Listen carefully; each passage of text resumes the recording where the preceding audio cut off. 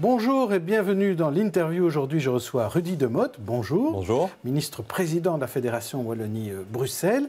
Alors, d'abord une question concernant le PS, votre parti. Stéphane Moreau s'en va avant de se faire virer, le patron de Netis, bourgmestre et socialiste bien connu. Est-ce que c'est un pied de nez à Di-Rupo, comme l'a titré le soir ce matin? Est-ce que vraiment c'est un message au PS en disant nanana?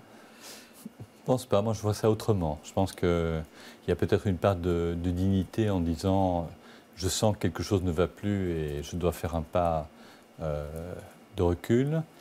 Et la deuxième chose, c'est que c'est la démonstration que la tension est fondée et que quand on est à ce point en contradiction avec les valeurs, je parle ici de la vie publique, qui sont celles du Parti socialiste, les valeurs, la relation à l'argent, eh bien effectivement, il a pris une décision en âme et conscience qui a du sens. Mais il a fallu attendre longtemps. Alors oui, parce que cette tension s'est construite au fur et à mesure du temps. Et peut-être aussi parce que cette prise de conscience n'a pas été spontanée. Et peut-être là est le problème. Y a-t-il encore des branches à élaguer au PS? Alors, on est un grand parti dans lequel, historiquement, les courants se côtoient, les personnalités, et comme dans toute grande formation, au fur et à mesure du temps, on se renouvelle, on retrouve de nouveaux visages. Des pratiques peuvent être condamnées à titre individuel, voire des gens s'écarter. Donc c'est le sort des grandes formations politiques. Donc il y aura vraisemblablement encore des choses à faire, mais on ne peut pas avoir de vision qui est une vision prospective. On ne peut pas prédire l'avenir. Ce que simplement je veux faire passer comme message, c'est que nos valeurs dépassent toujours la question des individus. Alors justement, à propos de valeurs, du Parti socialiste, on va passer de l'autre côté de la frontière, on va parler des élections présidentielles. D'abord le second tour. À part le PTB et la NVA, qui ne s'expriment pas franchement, les partis traditionnels belges, en tout cas, soutiennent Macron. Est-ce que vous aussi, vous soutenez Macron? Alors, moi, le choix est entre un opportuniste et une facho. Alors moi, j'ai jamais défendu les fachos. Alors, dans le contexte actuel, le report républicain, il est indispensable. Ce n'est pas pour autant que je souscris aux idées de M. Macron. Et je ne comprends pas d'ailleurs que des formations qui se prétendent antifachos n'aient pas un discours plus clair. Alors on peut dire ce n'est pas du tout l'image qu'on veut, mais hier, M. Mélenchon disait qu'il faut voter Chirac. Alors si Chirac était bon, pourquoi Macron serait mauvais? Le choix idéal que j'aurais fait n'est ni Le Pen, ni Macron. Mais puisque je suis dans ce contexte, moi je suis d'abord antifasciste. Justement, il y a une difficulté pour certains à dire il faut voter Macron. Alors ils disent plutôt il faut faire le barrage au FN. Et il y a un dessin que je voulais vous montrer de Pétillon dans le Canard enchaîné, où on voit deux personnes devant l'isoloir, une personne devant l'isoloir et qui dit il n'y a pas de bulletin barrage au FN ici. Et effectivement, ce serait plus simple, parce que même Mélenchon a dit que personnellement, il ne dirait pas pour qui il allait voter. Donc il y a un vrai problème. Mais revenons sur Macron. Tout à l'heure, vous disiez opportuniste. C'est un mot assez dur. C'est vrai que Macron est le fossoyeur du PS français. Alors, vous avez reçu ici Benoît Hamon, vous l'avez soutenu. Est-ce que ça fait craindre des difficultés pour le PS en Belgique, les difficultés du PS en France ou par exemple aux Pays-Bas? Non, je ne fais pas de parallélisme, notamment l'implantation locale, la manière dont fonctionnent les partis, tout ça est très différent. Mais il y a une chose que je voudrais dire. C'est quand même étrange qu'aujourd'hui on entend Marine Le Pen faire appel direct au public de la gauche radicale. Elle dit c'est mon public aussi. Elle dit on a les mêmes idées d'ailleurs. On a les mêmes idées. Enfin, tout ça c'est évidemment de l'illusion, mais elle le fait avec une thématique qui est anti-européenne, anti-establishment. Moi je pense qu'il y a une radicalité commune, même si l'idéologie est radicalement différente. Et donc, il faut faire attention que le bébé ne soit pas emporté avec l'eau du bain. On prend de très grands risques en France pour le moment. Et moi, ce qui m'indigne le plus, c'est qu'effectivement, l'élection de Marine Le Pen, passant l'étape du premier tour pour être au deuxième tour, ne fait pas l'objet de commentaires assez durs, parce que la société française ne se remet pas suffisamment en cause. Ce qui s'est passé est épouvantable, vraiment, et je ne peut pas aujourd'hui accepter cette forme de normalité. Et pourtant, ce n'est pas la même chose qu'il y a 15 ans. Alors venons en Belgique, et plutôt en fédération, avec le pacte d'excellence. Vous avez démarré un roadshow avec la ministre Schins, la ministre Gréoli, les membres du gouvernement. Et hier soir, vous étiez à l'Athénée Marguerite Yourcenar. Alors, il y a toujours des interrogations, comme celle de Françoise Berthiaud du MR. Elle en avait ici sur ce plateau. Écoutez-la. On va l'écouter.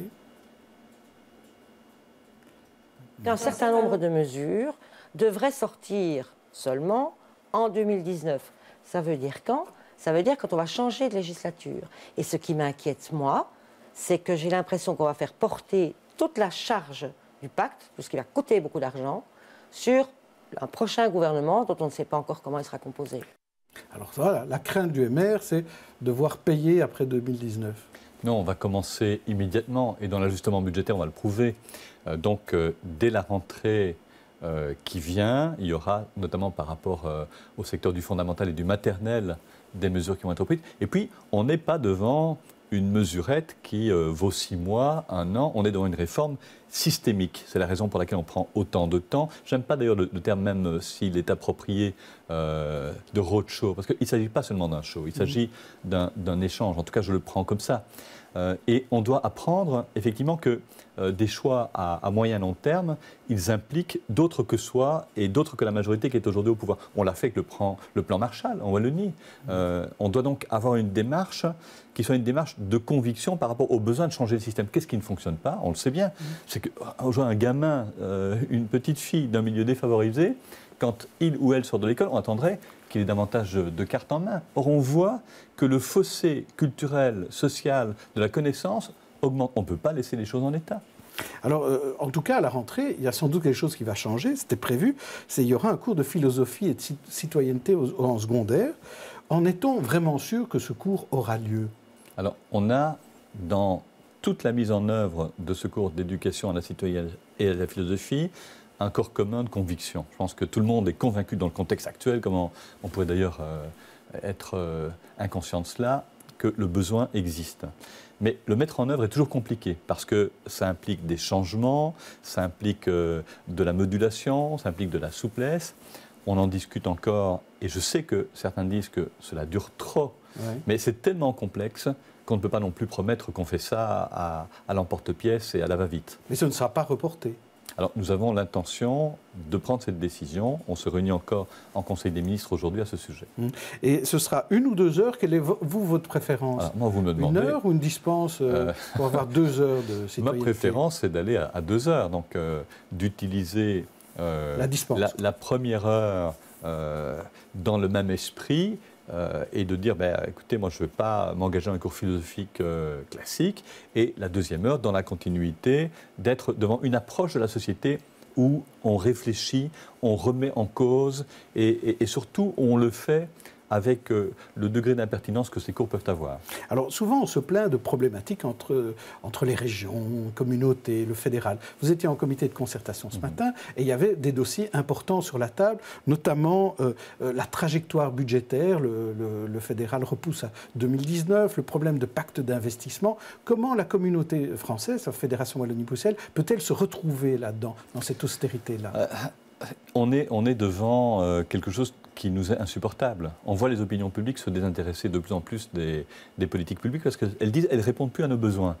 Alors, nous, on ne va pas investir essentiellement en infrastructure, mais on a besoin d'investir dans la connaissance. La recherche fondamentale, c'est nous. L'école, c'est nous. Quand on a fait l'objectif européen qui avait été décrit il y a quelques années dans les objectifs dits de Lisbonne, là, on dit l'immatériel, ce qui n'est pas concret, mais dans la tête, c'est la valeur de demain, c'est l'emploi de demain. Nous restons convaincus de ça. Mais l'Union européenne doit effectivement pour cela ajuster le tir. On n'a pas une politique suffisamment volontariste. Ce n'est pas seulement construire des autoroutes, c'est utile. Construire des bâtiments, c'est utile. Mettre au travail les gens autour de ça. Mais c'est aussi permettre aux enfants qui ne connaissent pas plus que nous d'ailleurs, de quoi l'avenir est fait, d'être prêts à affronter cet avenir. Et là, vous n'êtes pas d'accord avec le fédéral? Le fédéral n'en veut pas? En tout cas, dans un premier temps, le fédéral ne nous semblait pas suffisamment attentif à cette question. Alors, avec ma collègue de la communauté flamande, Hilde Krevits, ce matin, on mettait en exergue cette problématique. Et on entend que même du côté du fédéral, il y a une attention par rapport à ça. Maintenant, est-ce que le fédéral est capable d'en tirer des conclusions politiques sous l'angle de on inscrit ça dans des trajectoires budgétaires et des plans d'investissement? La question est ouverte, mais je suis encore sceptique à cette heure-ci. Et attention au désamour par rapport aux politiques. On voit ce qui se passe aujourd'hui à travers le monde. Et on ne peut pas rester les bras ballants, on ne peut pas laisser les citoyens aujourd'hui sans réponse. Alors, vous parliez d'ambition. Est-ce que la Fédération Wallonie-Bruxelles a les moyens de ses ambitions? Parce que, prenons le Pâté Palace, on en a parlé hier sur BX1, ben là, la Fédération n'a pas les moyens de s'en occuper et veut le revendre. Alors, est-ce que vraiment c'est normal de se dire que, comme ça, la culture... Je voudrais quand même dire une chose importante, c'est que quand on a acheté le Pâté Palace, à l'époque de le Kladderadatsch, j'étais ministre en charge des infrastructures avec M. Asquin, la culture et l'infrastructure pour être plus précis. Nous avons fait aussi par choix stratégique. On pensait que les francophones de Bruxelles devaient avoir cet outil. Moi, je reste encore convaincu, ce débat n'a pas eu lieu en gouvernement. Donc, nous sommes dans un contexte... il n'y a pas de décision encore. Non. Et donc, le ministre du Budget va devoir maintenant venir devant les arbitrages. Et moi, je pense qu'il y a une alternative. C'est notamment prendre langue avec nos amis francophones de Bruxelles, avec la région de Bruxelles, nous allons voir, et regarder comment cet instrument, qui est quand même magnifique, peut être utilisé au mieux de l'intérêt des Bruxellois et des francophones. En un mot, vous qui adorez le vélo, Bruxelles, ville départ du Tour en 2019, c'est une bonne idée, ça ? C'est une excellente idée, je suis preneur. Vous roulerez. Merci Rudy Demotte. C'est donc la fin de cette interview. À demain pour une autre interview. D'ici là, bonne journée, bonne soirée.